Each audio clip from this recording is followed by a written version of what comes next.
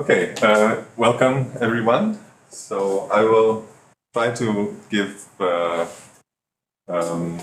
sort of a very rough overview of deformation theory via L-infinity and DGL algebras in this first talk, and then in the second and third talk tomorrow and on Friday. Some more details are there, but sort of the basic idea I want to try to cover today. And let me start with by giving sort of a big picture.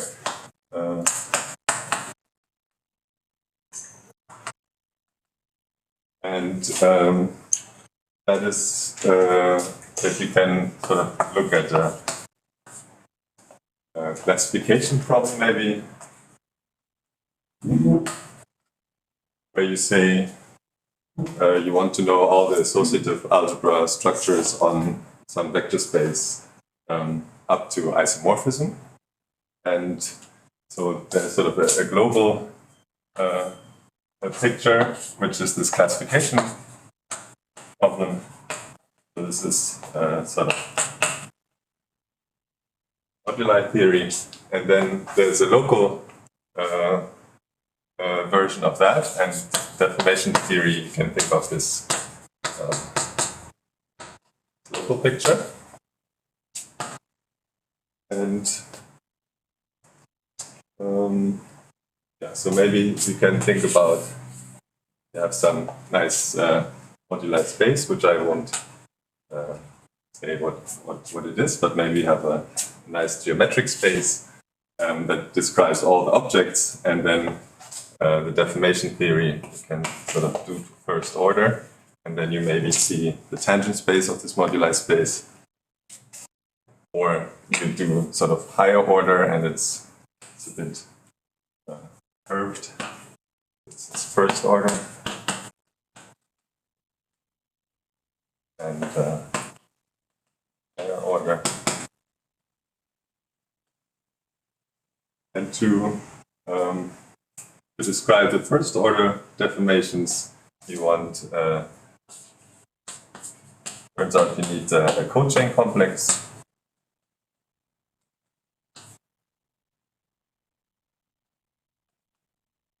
And to describe higher order deformations, you need cochain complex with higher structure. So this is DGD or infinity algebra.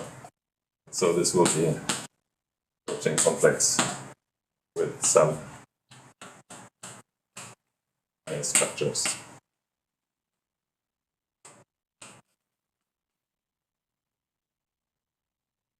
Right, and yeah, so if you start with a local theory, then you might want to try to get a global picture by using some sort of algebraization or convergence results.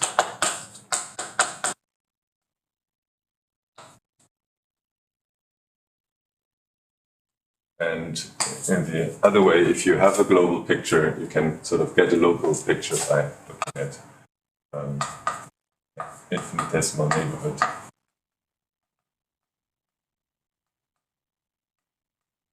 Okay, so that's sort of the big picture, and so I'll start now by giving definitions so that we have them on the board. So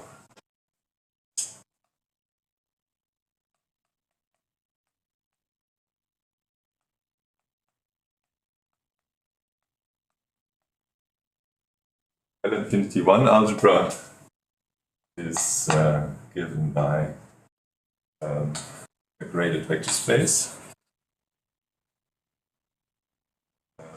Right, so I also say for me K is a field of characteristic 0, which is when this theory of deformation theory via L-infinity algebras and DGD algebras works best. So now we want to create a K vector space.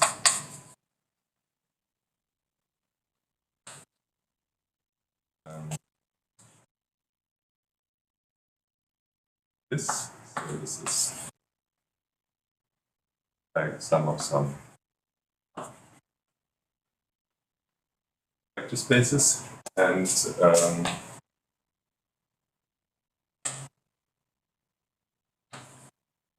then some brackets. So A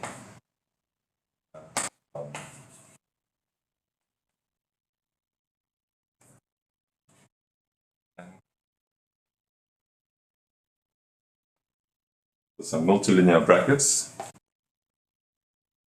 and they should have degree 1.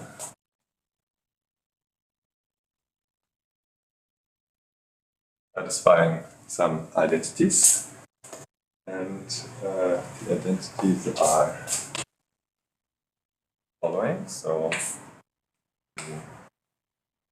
yeah, I can turn up to mistake.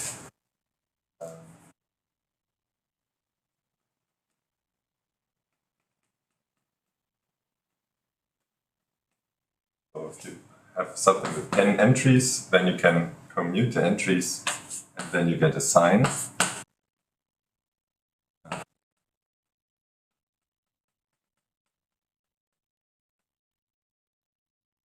So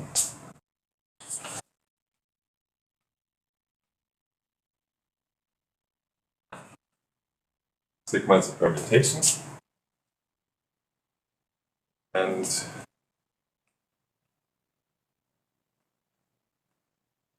the second sequence of identities.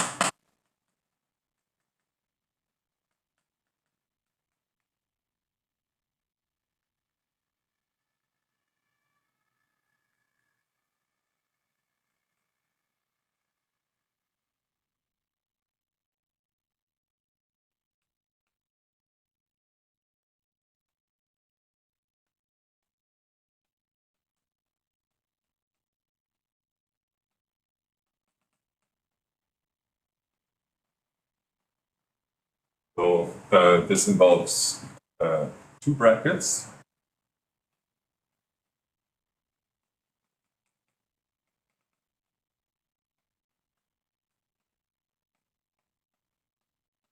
The sum should be 0.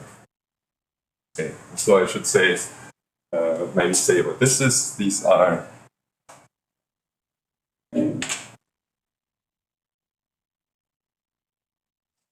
shuffles. So permutation satisfying like sigma of 1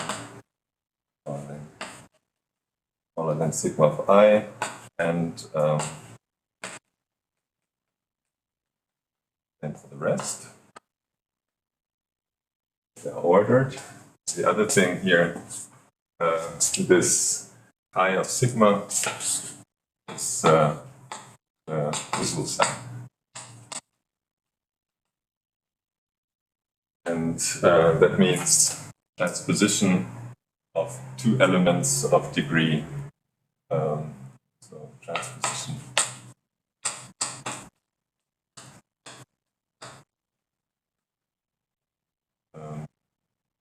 xi and xj gives the sign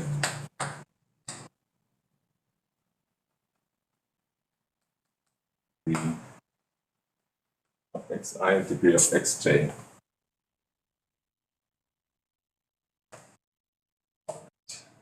And so, what else?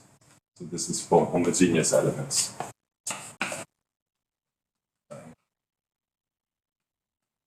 Yes?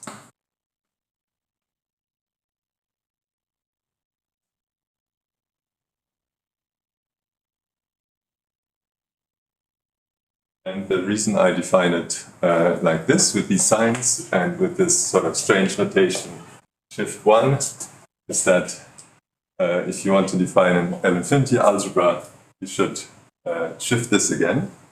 And so we sort of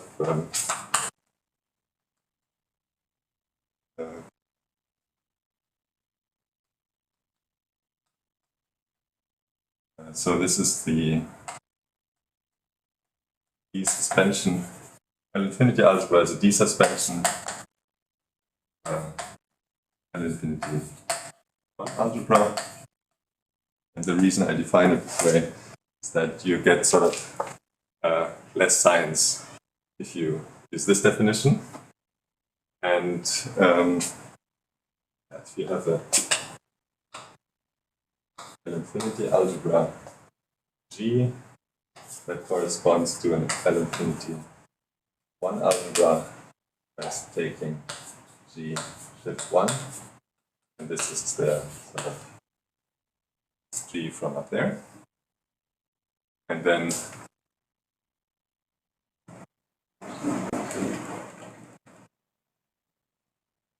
the brackets are related as follows. So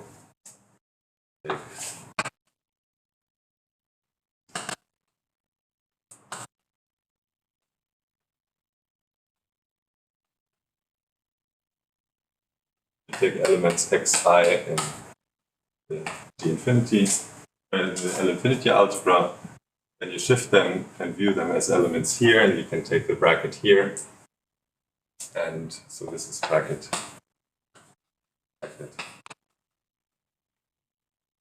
The L-infinity 1 algebra, and this is -1 to the, now it comes a complicated sign. Degree of x1 times n-1 plus degree of x2 minus 2.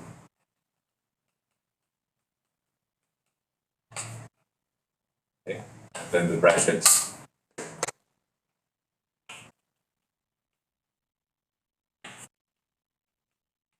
Bracket in G. The infinity algebra. Okay. And now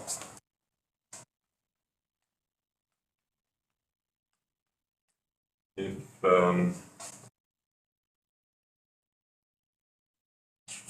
brackets which take 3 entries or more are all 0, then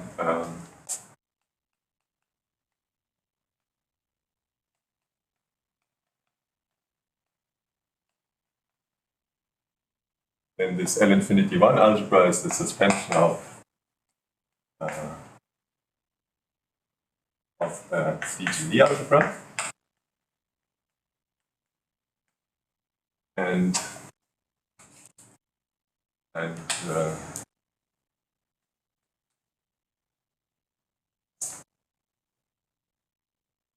the first identity here, this is graded antisymmetry. And the second identity is this is condition e squared equals 0 for 1 and Leibniz rule for n equals 2, and the graded OB identity for n equals 3. Okay.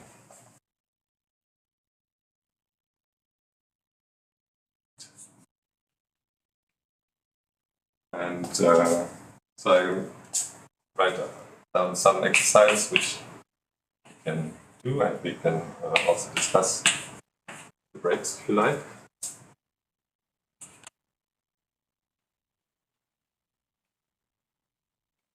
So if this G is an L-infinity algebra, then the cohomology carries a graded algebra structure used by. So the higher structures sort of exist on the complex level, but if you pass to cohomology, then you actually get a graded E bracket cohomology. Okay, so this is the definitions out of the way. Now I'll try to spend the rest of the talk to try to motivate this by means of one example. And it's for associative algebras.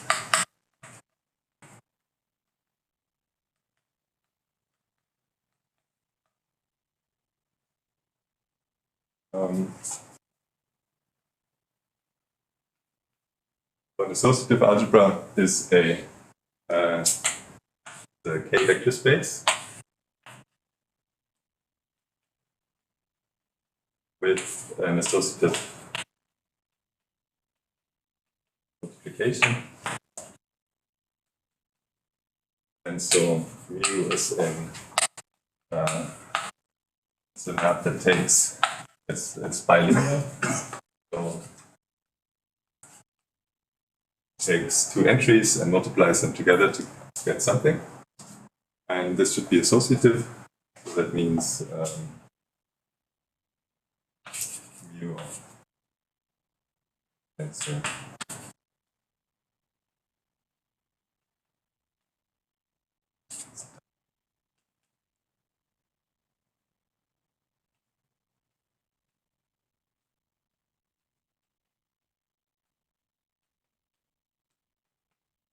so that's the associativity condition.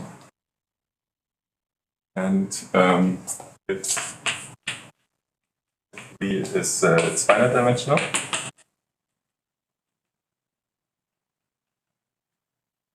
then I'll write alg V for the set of all associative vectors on V.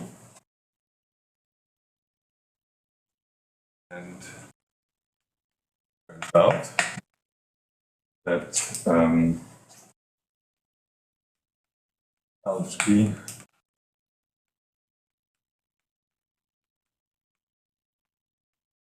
you can think of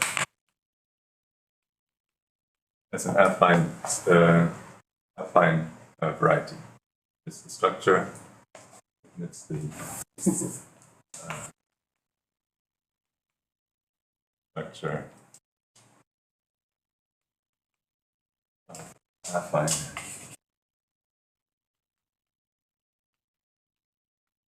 variety. And not difficult to write down explicit equations for this, so this is the exercise.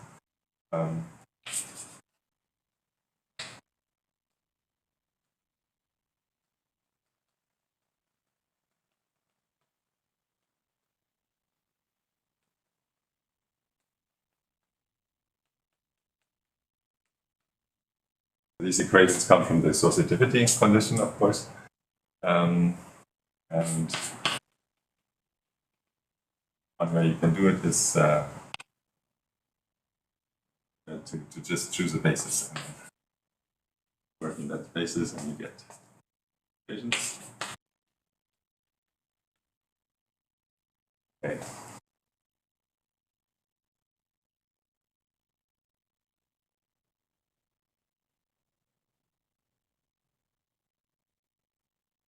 So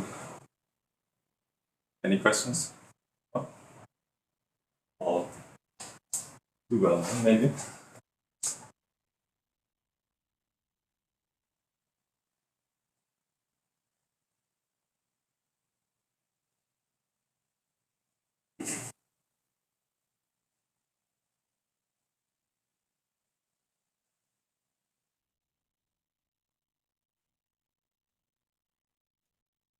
Okay, so to relate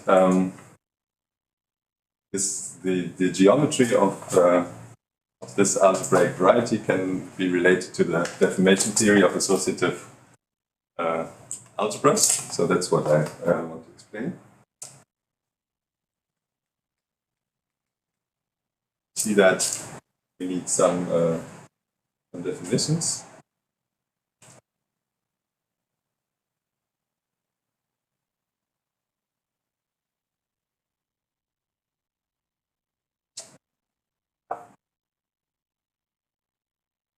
Maybe I have here for you have two multilinear maps.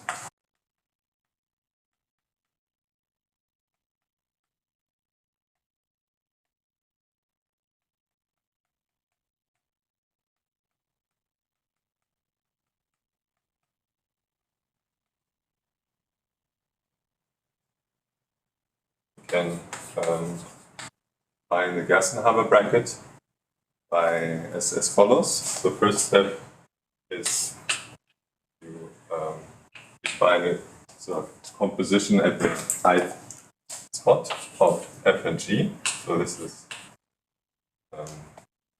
doing g first,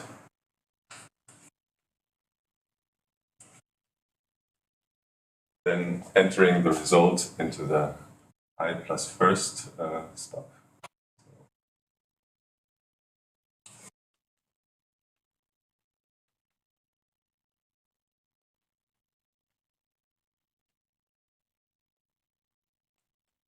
This.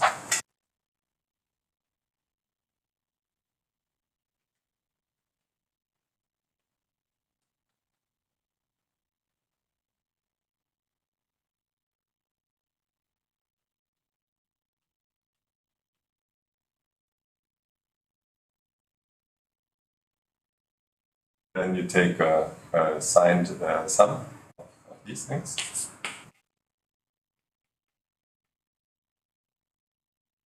And then you can define bracket.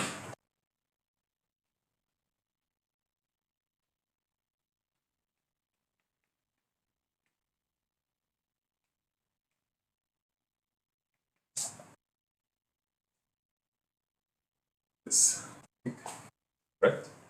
And so this is called the Gassenhaber bracket.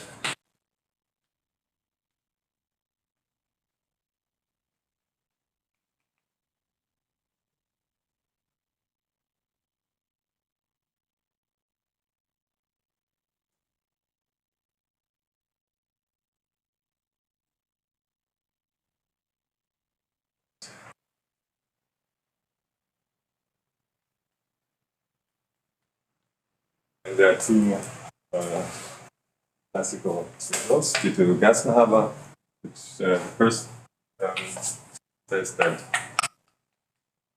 element the bilinear map defines an associative structure on V. Associative is and only if bracket mu is itself 0. And the other thing is that bracket finds a graded Lie bracket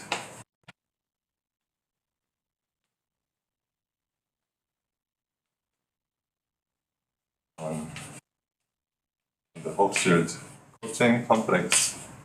So this is hence the powers of E shifted. So this shift is again just to get the signs in that sign convention correct.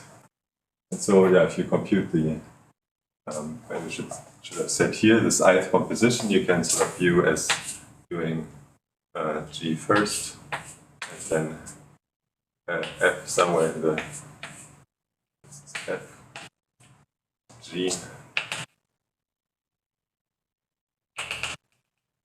in the ith spot 0, 1, 2. Sorry, other way around.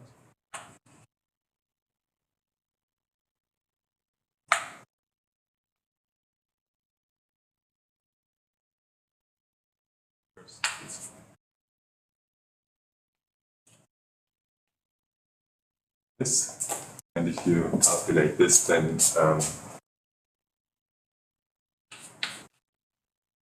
you basically get the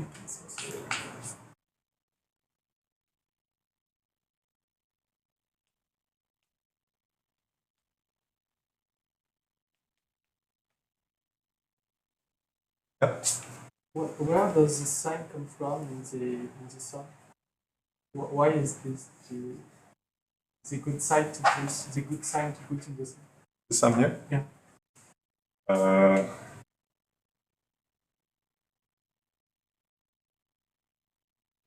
Yeah, I don't know actually. I can understand why we should alternate the sign, but there is the n before. So, if G has degree 1, so G has, every time you change it, you have to change with ni elements, right, to get it through, because every element you want to push out of it, you push through it I times. And then you do that for n elements, so you push n elements. So you have to sort of change G with an element ny times to get it through all the elements. And each of these blocks gives a sign. And then you get ny signs. Yeah.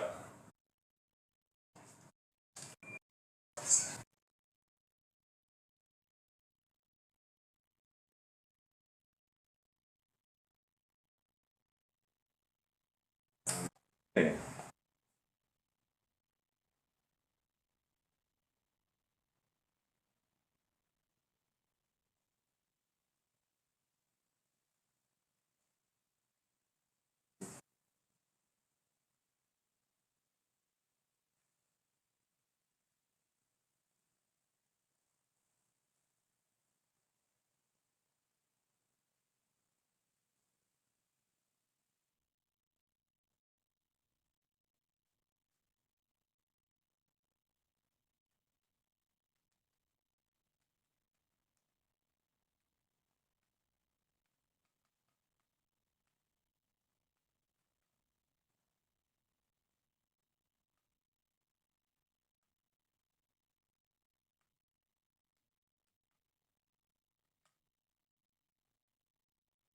Okay, so now that we have that structure, we can define and use it to also look at deformations. So formal one-parameter deformation of some associative algebra A.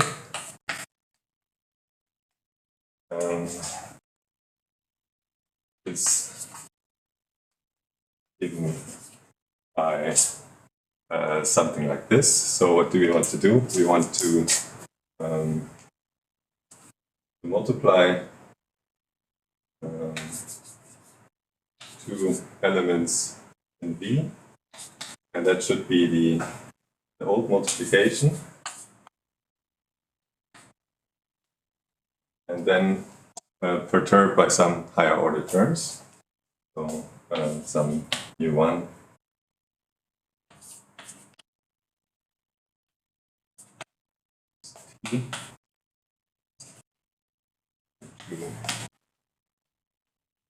squared, and so on. And so in order for this to make sense, we actually want to extend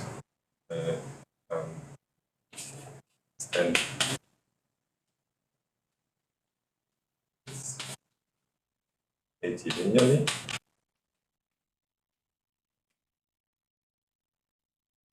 And get an associative structure, algebra structure on T. But it should start with the old multiplication. So here I want to write like mu plus tilde, and tilde should be u1 e plus squared, and so on. And yeah, these should all be kt bilinear maps, but they're determined on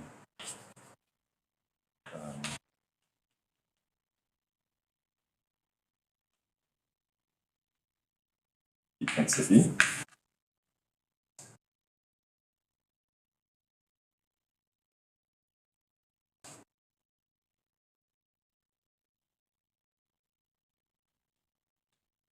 So this V tensor, so this is the tensor product over K,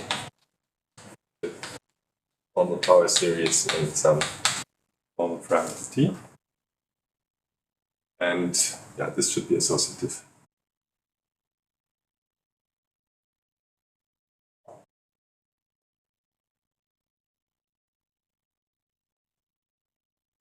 So this you can view as being an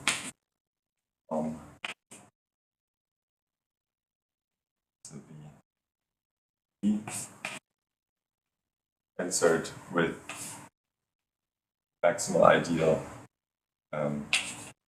in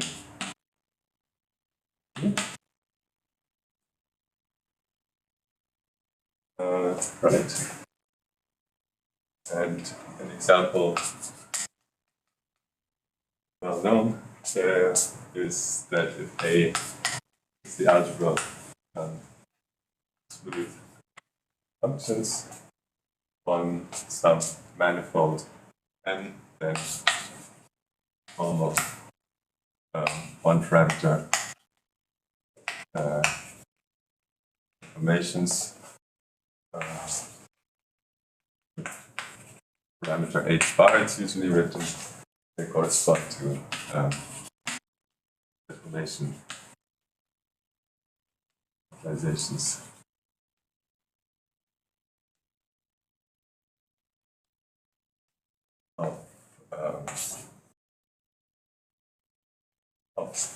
Of M or of the Poisson structure on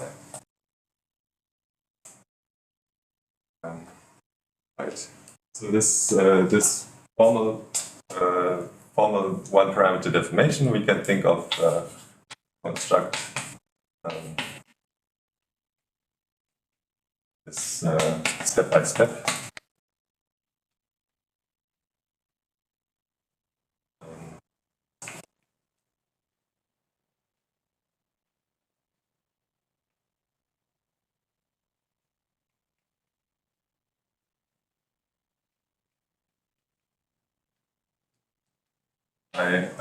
Starting with the first order deformation and then trying to lift this to higher and higher orders.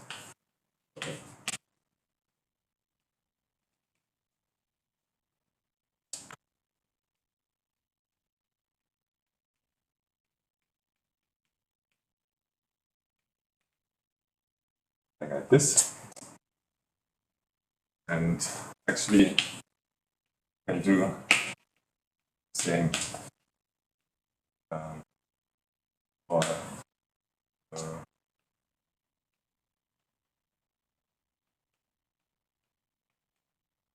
not only for one parameter deformations, but for any complete local theory in algebra B with maximal ideal M.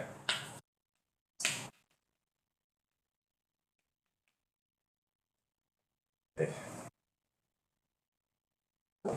Yeah. Sorry. So what is M a manifold here? Yeah, Smith manifold. And then what is the algebra structure?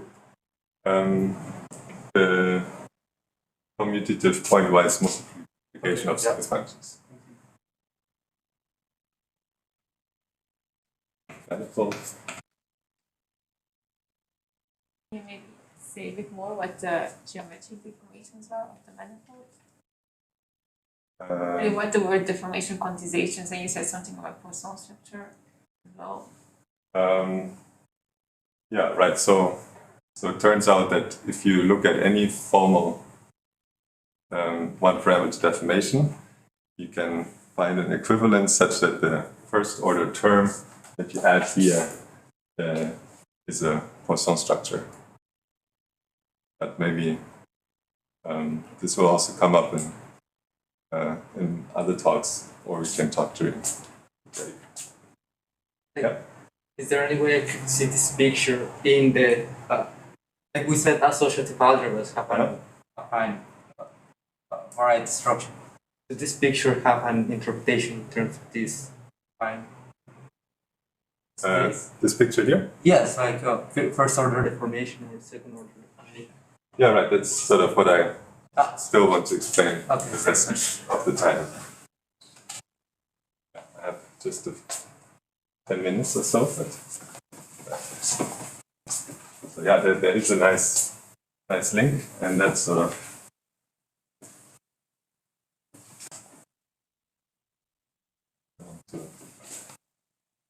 see.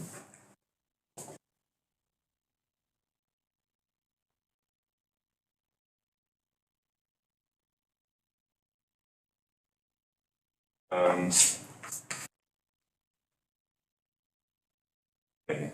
And so, so I said this one parameter deformation, you can also think of more parameters, and then you can look at the following two categories. So this is the category of commutative local in the algebras.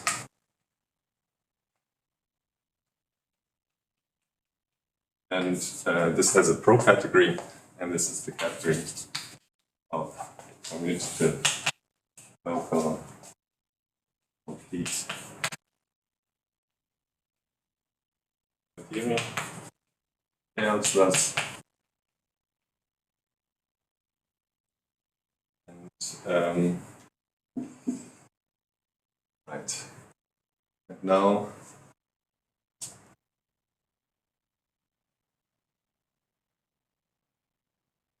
one thing that's still missing between the deformations and the associativity and the link to the Gassnaber bracket. So write this first. So we can do the following. So mu plus mu tilde is associative. If and only if d mu tilde plus a half tilde equal to 0. And the proof is also not difficult.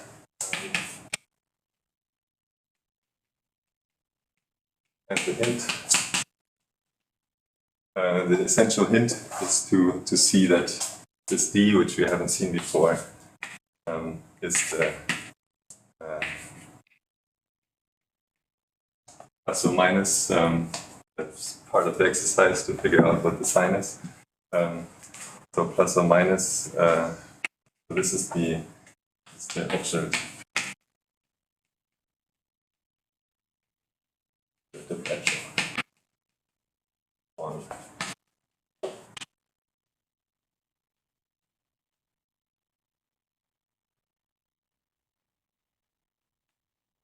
The Hochschild-Kotlin complex.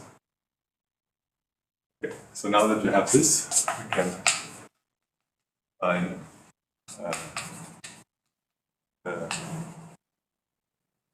our Platon functor.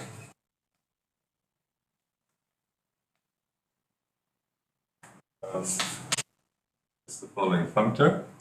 So I think of this as deforming some algebra A and want to find this, put this as a subscript, and it goes from Artinian K algebras to sets, or you can also define it on the complete Artinian K algebras. And it sends one such algebra to the set of all associative deformations over.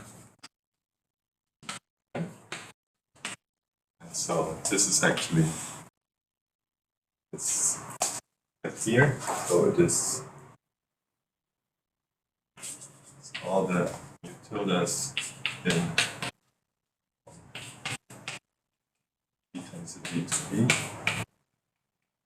Set with the maximal ideal, such that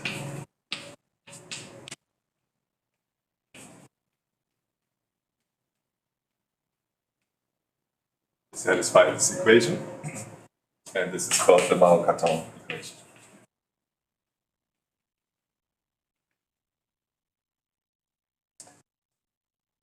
Okay.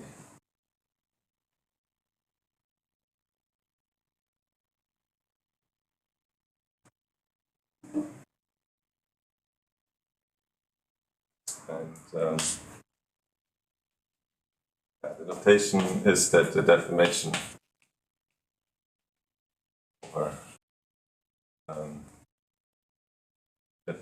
over AT modulo squared. This is Artinian K algebra and is also complete. So deformation over these are the pure numbers.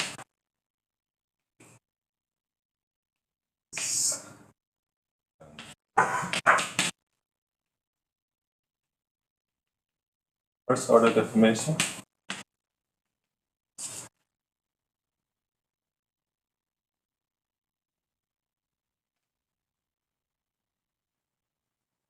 And now to make the link with this geometric picture of this algebraic variety.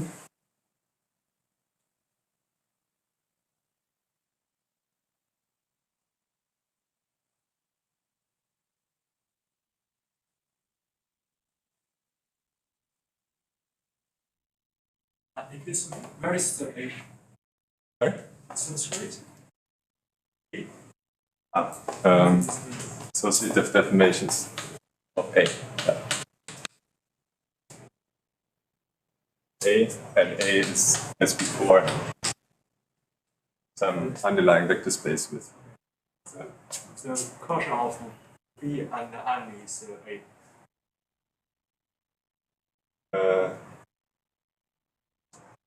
No. Okay. Sorry. So yeah, B is local, so B over M is K. Okay.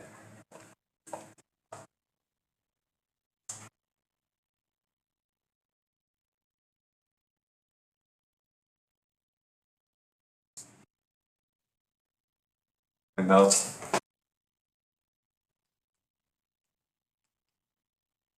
there's a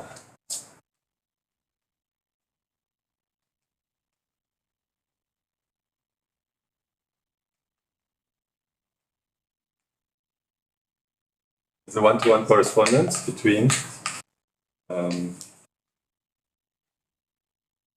the one hand first order deformations of A and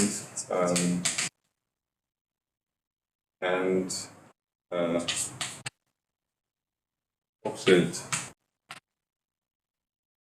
cocycles. And the proof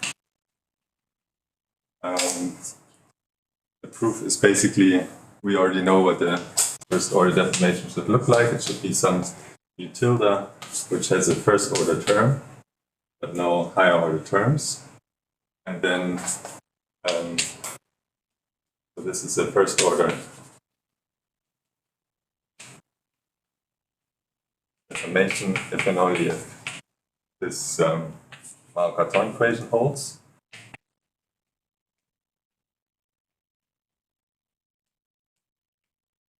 But the second term here is 0 because this contains each copy contains a t, and then this pulls out, and t squared is 0. So then we're left with the U tilde being 0, so that's a full cycle. And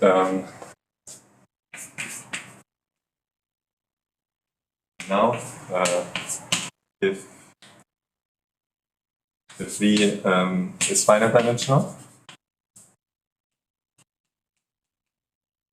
then the above things correspond to the Zariski tangent space.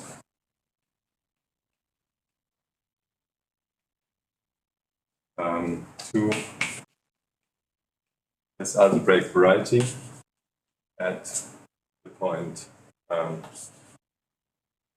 U. So the algebra, this contains all the algebras at a given point, which corresponds to an algebra. The Zariski tangent space corresponds 1-to-1 to the first order deformations and 1-to-1 to the Hochschild's two cocycles. And yeah, I wanted to explain a bit more, but actually sort of ran out of time, so maybe you can look at the notes for some of the details. But I want to finish with again another sort of big picture. So we have deformations, and first order deformations, we saw they correspond to two full cycles. What's the statement there? Full cycles.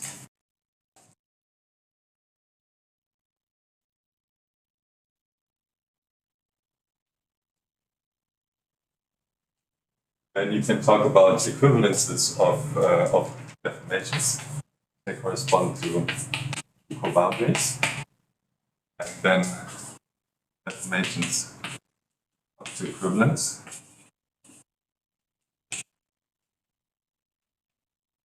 They correspond to the quotient of the cocycles by the coboundaries. So this is the homology. So this is at first order. And then higher order, you need sort of more information, and then the point is that this Cartan functor encodes the higher deformation theory of A, and the global picture here is this. It's finite dimensional.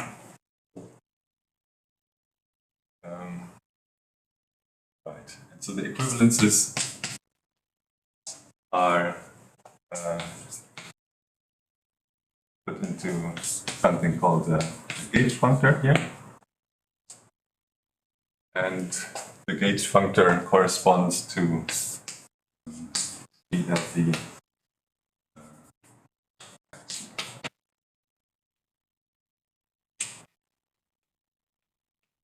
V.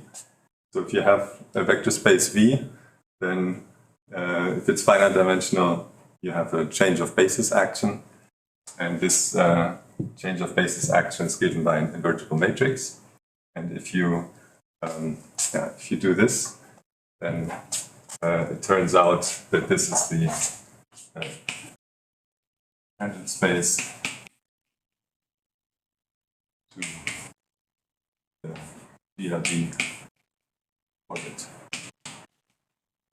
So this is sort of the tangent information here. And yeah, the last thing here is that you're really interested in the quotient, which would correspond to all algebra structures up to isomorphism. And the isomorphism is given by this group action.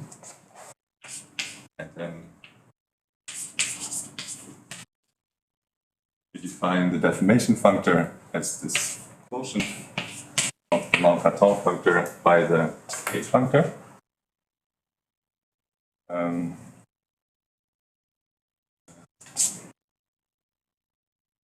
right. And so here,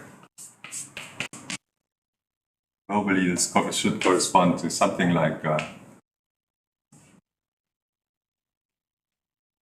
quotient. But in algebraic geometry, you have to be careful when you take quotients by group actions which are not so nice. So this part is sort of in spirit a quotient here only.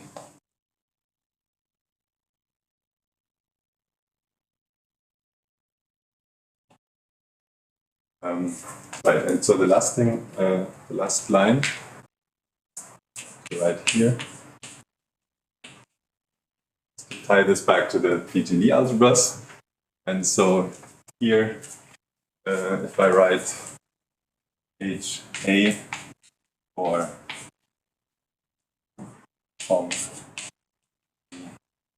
the DGE algebra, so this is shifted by 1 here with the Hofschild differential and Jasna bracket.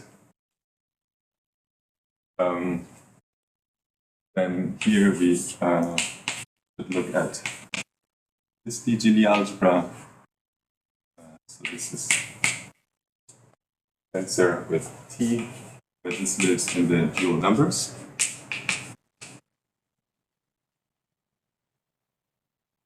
Here we should look at HA tensor M, where this is in some complete maximum of ideal of some complete local Noetherian algebra.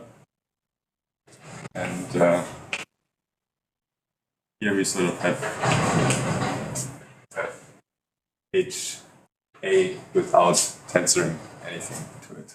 And so this is sort of the global picture, and then you have a tangent picture and a infinitesimal picture, which includes higher tangent information. Okay. Yeah, like I said in the notes, I wrote a bit more about the gauge action, but this will also be. I will do tomorrow. So the higher order version here in Severin feature, I will explain properly tomorrow. So don't worry. So let's thank Severin for the first part. Yes.